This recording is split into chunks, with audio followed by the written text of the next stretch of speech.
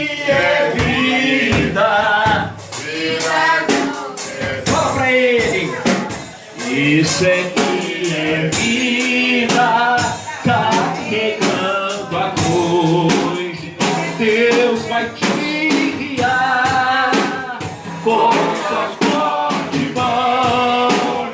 Pode descansar na tribulação,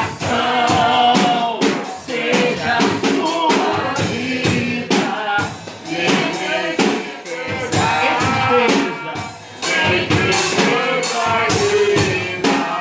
Deus vai te guiar. Amém. Glória a Deus. Acharam? Amém. Santo Evangelho segundo São Lucas, capítulo 18, a partir do versículo 1, a parábola do juiz iníquo. O Senhor Jesus, em diversas ocasiões, ele, para ilustrar e mostrar algo do reino, ele falava por parábolas, facilitava então o entendimento dos discípulos e do povo. E aqui ele conta uma outra parábola, a do juiz iníquo. Diz assim o versículo 1: contou-lhes também uma parábola sobre o dever de orar sempre e nunca desfalecer. Preste atenção, nesse versículo você vai guardar na sua mente, você vai guardar no seu coração a palavra orar, que está aí no versículo. Amém? Amém. Versículo 2, dizendo: havia numa cidade um certo juiz, que nem a Deus temia, nem respeitava homem algum. Versículo 3. Havia também naquela mesma cidade uma certa viúva, e ia ter com ele, dizendo: faze-me justiça contra o meu adversário. Versículo 4. E por algum tempo não quis, mas depois disse consigo: ainda que não temo a Deus, nem respeito aos homens. No versículo 5. Todavia, como esta viúva me molesta, hei de fazer-lhe justiça, para que enfim não volte e me importune muito. No versículo 5, memorize, grave na sua mente, no seu coração, essa frase que Jesus fala assim, hei de fazer-lhe justiça. Amém? Amém. Versículo 6.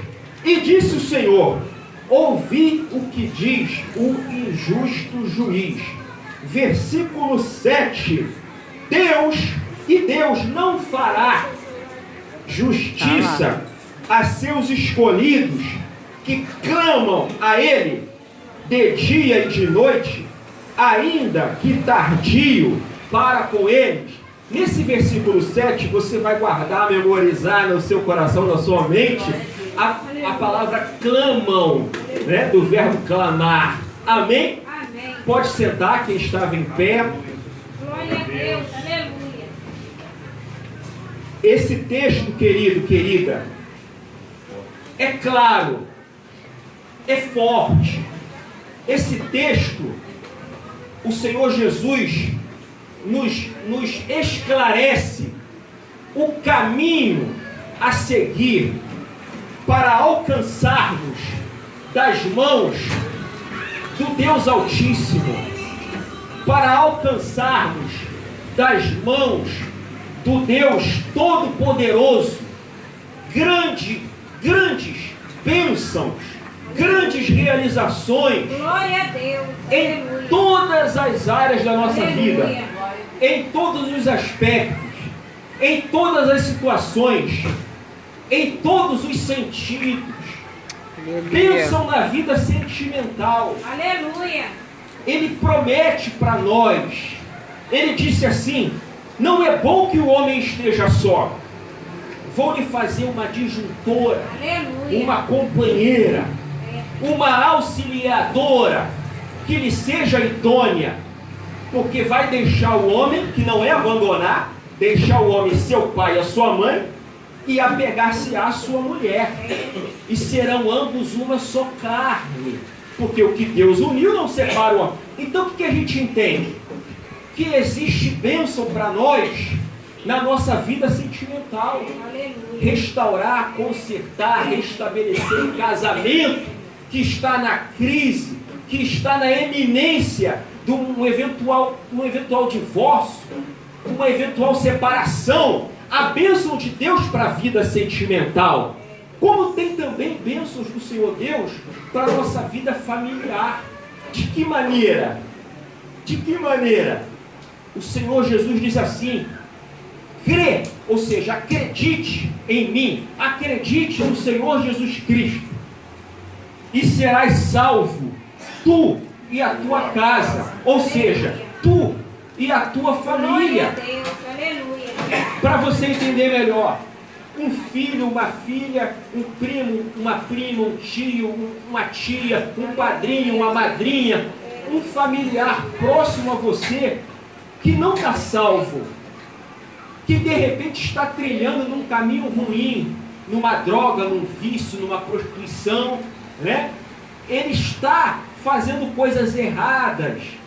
Então tem promessa de Deus que, se você crê, a sua casa, ou seja, a sua família será alcançada, será salvo.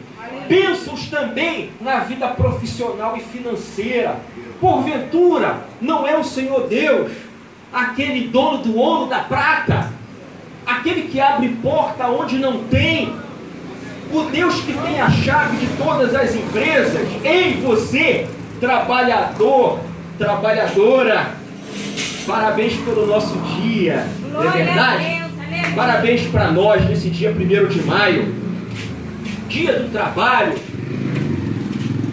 E a bênção do Senhor para os trabalhadores, para a vida financeira, para a vida econômica, para aqueles que estão desempregados, que não são poucos, são 9 milhões, para aqueles que estão desalentados, ou seja, que desistiram de procurar emprego, porque vão numa porta e outra e não conseguem, são 5 milhões, para aqueles, né, que estão na informalidade, que são 40 milhões, a nossa oração e a bênção de Deus, a promessa de Deus, é para a vida financeira, para a vida econômica, para a vida espiritual, como o presbítero disse, que a intenção de Deus é batizar com o Espírito Santo, é renovar, é distribuir dons, é trazer um avivamento como nunca na sua igreja. Glória a Deus. Aleluia. Se o pastor e o presbítero e o diácono eles querem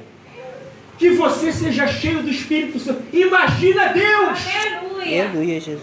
Então tem promessa em todas as áreas da nossa vida, em todos os aspectos. Verdade. Mas pregador, qual é o caminho? O que eu preciso fazer?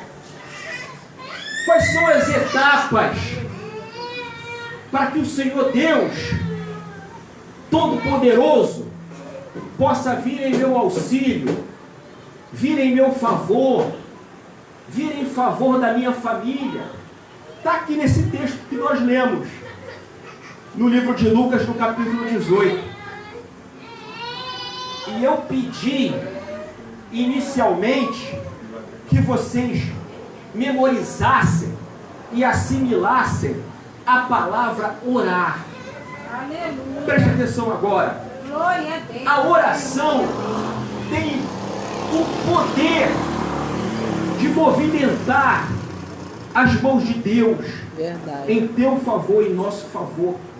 A Aleluia. oração tem o poder de chegar como cheiro suave às narinas de Deus. Glória a Deus. A oração tem o poder de fazer Deus se levantar do seu trono e te contemplar, filho, filha, te Aleluia. visualizar, mesmo Glória a no Deus. planeta Glória. Terra, Aleluia, Deus. com 8 bilhões de pessoas, né? Recentemente aí a Índia, né, tem 1 bilhão e 400 milhões, a China 1 bilhão e pouco. Mesmo assim, a oração, no meio de tanta gente, tem o poder de Deus te observar e te contemplar. Mas o que é a oração? A oração é uma conversa. Aleluia. A oração é um diálogo. A oração é uma conversa com o Deus Todo-Poderoso. Preste atenção agora para você entender melhor. Aqui está o meu pastor querido. Como foi o seu dia, pastor? Foi bom, graças Foi ótimo, né? Como foi o seu feriado? Maravilhoso. Eu estou trocando uma conversa com ele, um diálogo. E ele está interagindo comigo. Foi bem, e o seu? Ele que tem ouvidos e está me escutando. Aleluia. Se liga nisso agora. Tem olhos e Glória a vê. Deus. Tem Aleluia. boca e fala.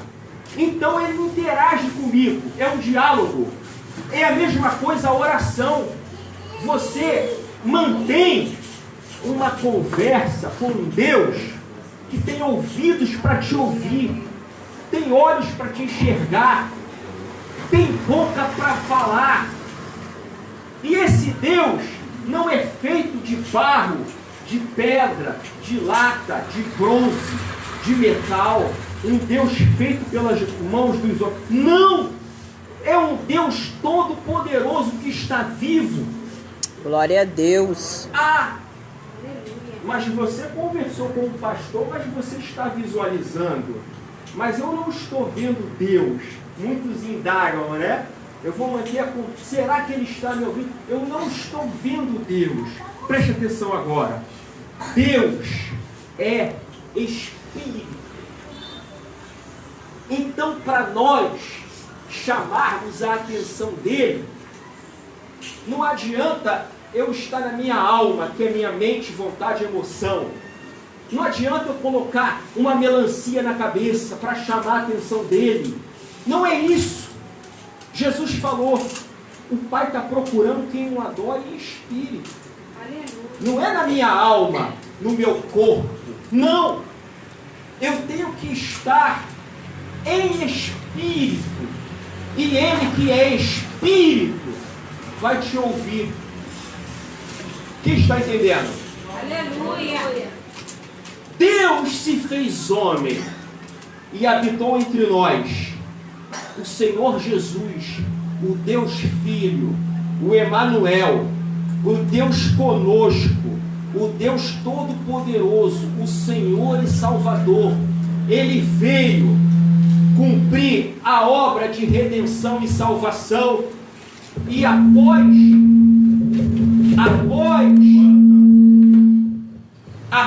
a ressurreição, né? Jesus apareceu a quem? Não daqui. Olha aí, não. Será que é esse aqui? Não. Falou. Então Jesus, após ressuscitar, após vencer a morte, ele apareceu aos discípulos. Um deles, Tomé, né, duvidou, não acreditando que ele tinha ressuscitado. E Jesus falou assim: aqui estão as minhas feridas, toca, Tomé, veja. E o que Tomé fez? Naquele momento ele acreditou e se converteu. Ele dobrou os joelhos e disse: Senhor meu e Deus meu, reconhecendo a divindade de Cristo. Aí Jesus falou para ele assim: Tomé, Tomé. Sim, bastante. Tomé, você está me vendo? Aí você está acreditando. Porém, felizes, bem-aventurados serão aqueles que não irão me ver, mas ainda assim vão acreditar em mim. E quem são essas pessoas? Somos nós. Aleluia! Chegará um momento, Glória a né, Deus. em que todo joelho se dobrará. Eita, Posso dobrar aqui meus joelhos? Todo joelho, toda língua vai confessar. Aleluia. Todo olho vai visualizar e vai dizer: Jesus Cristo é o Senhor. Glória a Deus. Aleluia. Mas enquanto Ele não volta, a gente contempla o Senhor Jesus na vida de cada irmão, de cada irmã. Esther. E Ele é Espírito. E em espírito, ele contempla a sua oração. Glória a Deus. Você não vê a fome, mas sabe quando o organismo solicita a você o alimento? Sim ou não? Você não vê o frio, mas sente frio quando a temperatura cai de uma madeira, né? Aí você sente o frio, você procura se agasalhar. Você não vê a sede, mas sente sede. Então a gente não vê Deus. Olha que forte. Mas a gente sente a presença de Deus. A gente sente a presença do Glória a Espírito Santo. Deus. E a presença dele é forte aqui neste local. Aleluia. Nesse culto de libertação. Glória a Deus. E esse Deus que está aqui vai ouvir a tua, a minha, a nossa oração, o nosso diálogo. Quem está entendendo? Aleluia. Vamos glorificar a Deus. Glória. Eu creio, Deus.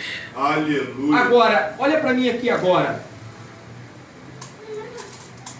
Você tem que orar sem cessar. Para a tua oração ter resposta, você tem que levar uma vida de constante oração. De manhã, à tarde, à noite, de madrugada.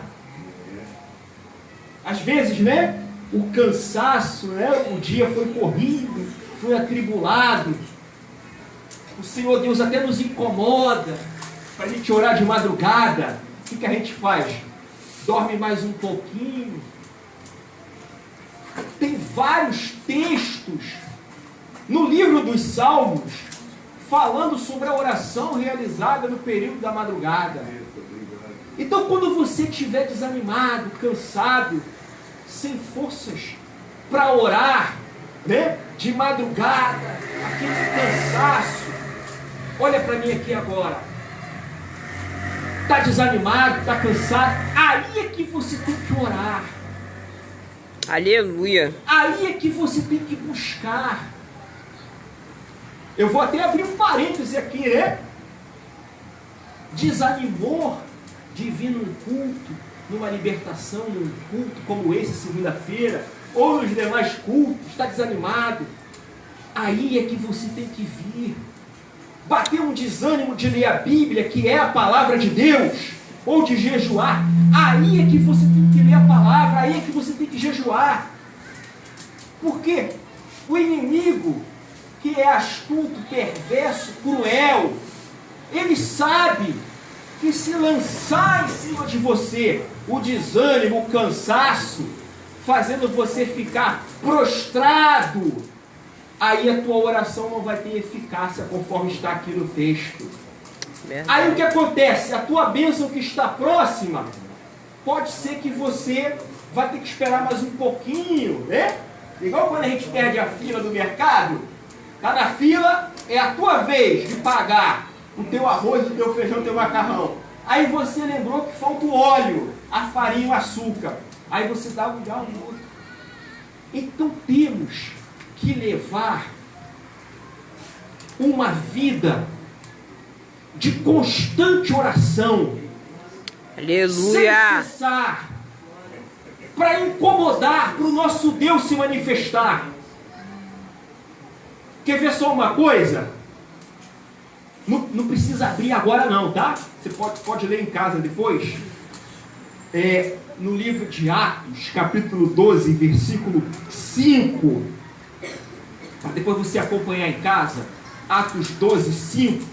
O que aconteceu nessa passagem? O apóstolo Pedro estava pregando o evangelho, assim como nós estamos realizando na noite de hoje. E de repente, um homem, né, perturbado, que se você for ler mais para frente desse capítulo, ele teve até um problema, que foi comido pelos bichos, né, o Herodes. O que ele fez? Ele pegou o apóstolo e o levou para a prisão por pregar o evangelho. Estava preso. Aleluia. E o que a igreja, que você vai ler em casa, Atos 12, 5, o que a igreja fazia diante dessa situação? O que os irmãos faziam? Reclamavam, murmuravam, blasfemavam, se lamentavam, saíam correndo sem destino. Olha, reclamavam da situação. Cadê o nosso pastor Pedro, o nosso apóstolo? Está preso. Agora a perseguição vai aumentar. Eles faziam isso, querido, querida? Não! Eles oravam. O que a igreja fazia nesse momento, nessa situação tão adversa? Você vai ler em casa. A igreja estava em constante oração. O que significa? Dia, noite, noite, dia. Um ora, o outro ora, o outro ora, o outro ora, o outro ora, o outro ora. Até as mãos de Deus se mover e enviar Aleluia! um anjo lá onde estava Pedro para libertá-lo daquela prisão. E depois que ele foi livre, foi liberto, ele voltou para o templo, voltou para a igreja, e os irmãos o receberam de uma forma alegre e começaram a glorificar o nome de Deus. Glória Espírito a Deus, Santo. aleluia. Este é o poder da oração. Verdade, Jesus. Eu pedi, continuando, né, para vocês memorizarem, assimilarem também, no versículo 7, que fala sobre o clamor, né? Preste atenção aqui agora. Qual é a diferença?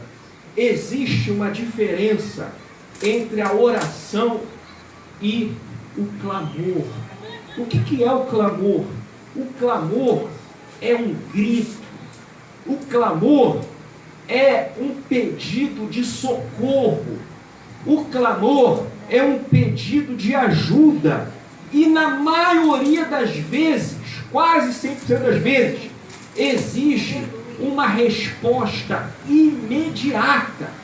O clamor é algo urgente. Por exemplo, se eu estou numa praia, numa cachoeira, numa piscina, num rio, e de repente vem uma onda muito forte, e eu não tenho o treinamento ou a habilidade de nadar de uma forma satisfatória, que eu possa escapar daquela onda muito forte na praia, ou daquela correnteza no rio, ou aquela piscina que está funda num determinado local. O que eu faço?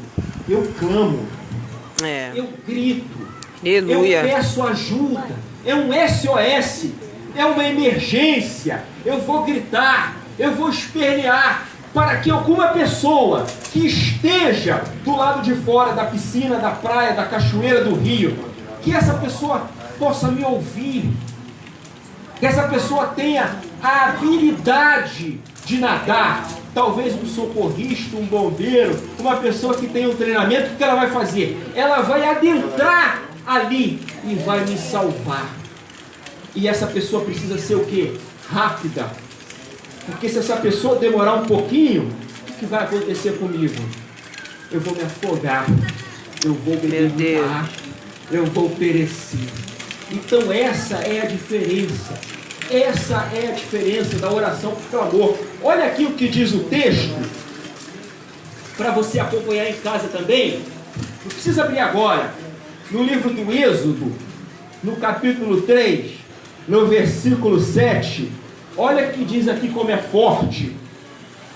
O Senhor Deus está falando assim, ó: tenho visto atentamente a aflição do meu povo que está no Egito, e tenho ouvido o seu clamor por causa dos seus exatores, e também porque conheci as suas dores. Repare bem, presta atenção agora. Presta atenção agora. O povo de Deus, o povo de Israel, estava no Egito. Estavam no Egito. No Egito, eles não estavam fazendo turismo, passeando ali no Egito, vendo as maravilhas, o Rio Nilo, as pirâmides. Não! O povo de Deus estava no Egito em aflição, em angústia. Eles estavam lá como escravos de Faraó. A luta era muito grande, a aflição era muito grande, a angústia era muito grande, a tribulação era muito grande.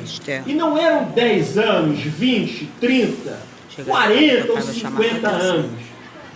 Eram 400 anos nessa aflição. Então o que eles fizeram, querida filha, filho? O que eles fizeram? Eles resolveram clamar. Eles resolveram gritar. Aleluia. Eles clamaram a Deus. Aleluia, Um Jesus. socorro que, como eu falei, precisava ser de imediato. Era tudo ou nada. Aleluia. E o Senhor Deus, que diz na sua palavra, os justos clamam e o Senhor responde. Aleluia. Ele diz também assim: filho, filha, clama a mim e responder-te-ei. Vou te anunciar coisas grandes e firmes Que nem não sabe. O que o Senhor Deus fez? Olha que forte, que rico. Aleluia. Moisés, para libertar o povo daquele cativeiro e daquela situação. E quando Moisés, caminhando com o povo até Canaã, encontrou o Mar Vermelho, né? E outra situação que exigiu o quê? Uma resposta imediata. Talvez a tua situação, a tua aflição, a tua angústia exija de você, na noite de hoje, que você clame. E Moisés clamou. Era tudo ou nada. O exército de Faraó estava com uma fúria muito grande. Queria o quê? Ia ter guerra, ia ter luta, iria ter derramamento de sangue. O povo iria resistir, não ia querer voltar para o Egito. A situação ia ficar complicada. Então era tudo ou nada. E Deus ainda falou assim para Moisés: por que clamas a mim, Moisés? Toca aí nas águas. E o povo passou, porque Deus é o Deus que escuta. Aleluia! O nosso clamor. Aleluia. Glória a Deus, eu creio. Maravilha. Teve uma ocasião que o Senhor Jesus, caminhando, né, pregando o Evangelho, anunciando as boas novas de salvação, um determinado homem que era cego, sabendo, né, ouvindo que Jesus estava passando por ali, aquele homem resolveu tomar uma atitude. Que atitude foi essa? Aquele homem decidiu gritar. Aquele homem decidiu clamar. Era tudo ou nada. E como eu falei, o clamor, numa aflição, numa angústia, numa luta muito grande, numa tribulação enorme, como aquele homem estava passando, né? Exigia o quê? Uma resposta para já. Não poderia ser depois. Então aquele cego, na cidade de Jericó, começou a gritar, começou a clamar, mesmo diante de tantas pessoas que estavam ali. Ele ouvia, né, o barulho, os comentários, as pessoas dizendo a respeito de Jesus, que estava caminhando ali por Jericó, e ele dizia: Jesus, gritando, ele dizia, clamando: Jesus, filho de Davi, olha o clamor, tem misericórdia de mim. Aleluia. E o detalhe interessante, né, como eu falei a respeito da oração, que o inimigo, né, quer te parar, quer nos parar, para não levarmos essa vida de constante oração. Naquela situação ele agiu de uma maneira usando as pessoas, porque as pessoas pediam para que o cego parasse de clamar, parasse de gritar. Fica quieto, você está incomodando o mestre, pare de gritar. E o que ele fez? Ele parou, ele obedeceu. Querido, querida, não. Quanto mais as pessoas diziam para ele, para que ele ficasse de boca fechada, a Bíblia diz que ainda assim ele clamava ainda mais. Aleluia, Deus. Aí ele clamava ainda mais: Jesus, filho de Davi, tem misericórdia de mim. E Jesus, ouvindo, né, que era o cego que estava clamando, pedindo uma ajuda, um socorro imediato: que queres que eu te faça? Eu quero ver. Então veja, na noite de hoje, o que o Senhor, o que você, querido, querida, quer. Glória, glória a mãos do Deus. Senhor. Ele está aqui para ouvir a tua oração Aleluia. e para ouvir também o teu clamor. Quantos podem glorificar a Deus? Glória a Deus, aleluia. Louvado e agradecido é teu santo nome. Deus santo. Eu quero concluir no início, né? Eu pedi para que vocês memorizassem, né? Prestassem atenção, guardassem na mente, no coração, no versículo 5, a frase que fala assim, ó: hei de fazer-lhe justiça. Aleluia. O que a gente entende nessa frase? A gente entende uma atitude. Hei de fazer-lhe justiça. Esse texto, preste atenção agora, nos relata a história de um juiz que era um mau profissional. A Bíblia fala que ele era iníquo. E esse juiz, além de ser um mau profissional, né? Inclusive, em todas as ocupações e profissões, né? Sempre tem os bons e os maus profissionais. Não é verdade? Tem o bom motorista, o bom padeiro, o bom professor, mas tem aquele professor que fala e você não entende nada, não tem uma didática boa. Então esse juiz era um profissional ruim, iníquo, e diz o texto que ele era uma pessoa que não respeitava a Deus, não temia a Deus, e tampouco temia ou respeitava nenhum homem ou nenhuma mulher. Porém, tinha uma mulher, uma viúva, que estava com um processo na justiça, uma causa na justiça. E o que essa senhora fazia?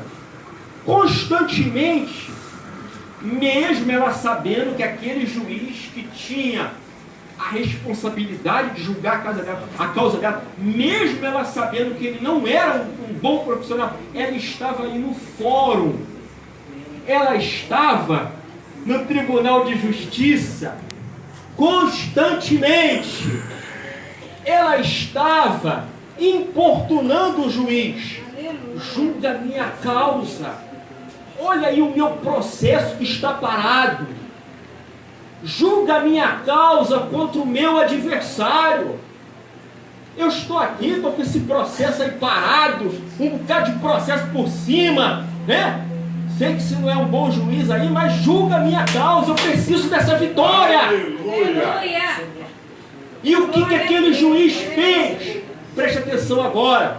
Oh, Mesmo aleluia. sendo um juiz ruim, iníquo, não temia a Deus, nem temia os homens, ele nos dá um grande exemplo. Que exemplo foi esse? Ele decidiu, filho, filha, tomar uma atitude, tomar uma decisão. Que decisão foi essa? Essa senhora está todo dia aqui no fórum me molestando, querendo que julgue a causa dela. Vou tomar uma atitude, vou julgar a sua causa. Tirou o processo dela lá, que deveria estar lá por último, né? Ou engavetado. Vou julgar a sua causa. Carimbou, colocou a data, assinou, deu o despacho, deu o ganho de causa a ela e fez justiça para ela. Toma aqui teu processo, Aleluia, Deus. toma aqui tua vitória, Glória a Deus. receba aí tua vitória, receba aí a Aleluia. tua causa, tomando uma atitude. Se, veja bem, este juiz, que é iníquo e não tinha um bom relacionamento com os homens, resolveu tomar uma atitude, uma decisão e dar vitória àquela mulher. Imagina o justo juiz nessa noite. Aleluia. Glória a Deus. Imagina aquele que julga com retidão. Imagina aquele que toma atitude desde a criação do mundo, do universo. Glória a Deus.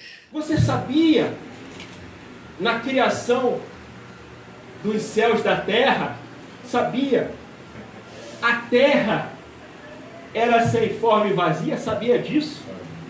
Não tinha absolutamente nada. E qual foi a atitude que o justo juiz, que o Deus Todo-Poderoso, na pessoa do Pai, do Filho e do Espírito Santo, Deus uno, um único Deus e trino Deus, um só Deus, composto de 3 pessoas, repito, Deus uno e trino Deus, não tinha absolutamente nada. E o que eles fizeram? Haja luz. E o que aconteceu? Houve luz. Não ouvi. Houve luz. Houve luz. Na criação do homem, não tinha o homem.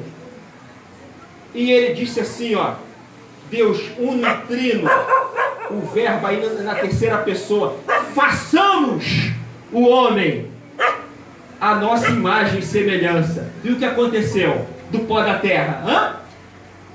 O que aconteceu? Foi criado o homem ou não foi? Foi. Isso significa que nós temos um Deus que chama a existência as coisas que não existem como se já fossem. Significa que nós temos um Deus que é justo juiz para julgar a minha e a tua causa. Aleluia. Em todas as áreas das nossas vidas. Um justo juiz que toma atitude. E que nós, como filhos, devemos também levar uma vida de atitude. O que tiver que fazer, faça. Se tiver que vender, venda. Se tiver que comprar, compre. Se tiver que realizar inscrição, faça. Tome atitude, não fique paradão, não. Aleluia, Deus. Querido, querida, eu quero terminar. Olha para mim aqui agora. Olha como o Espírito Santo trouxe. Aleluia, Jesus. Mastigado para nós nessa noite. Aleluia. Nos mostrando de forma sucinta, objetiva, os caminhos para trilharmos e alcançarmos das mãos dele bênçãos em todas as áreas das nossas vidas. Está tudo mastigado. A oração, o clamor e a tua atitude. Deus abençoe você. Aleluia. Glória a Deus.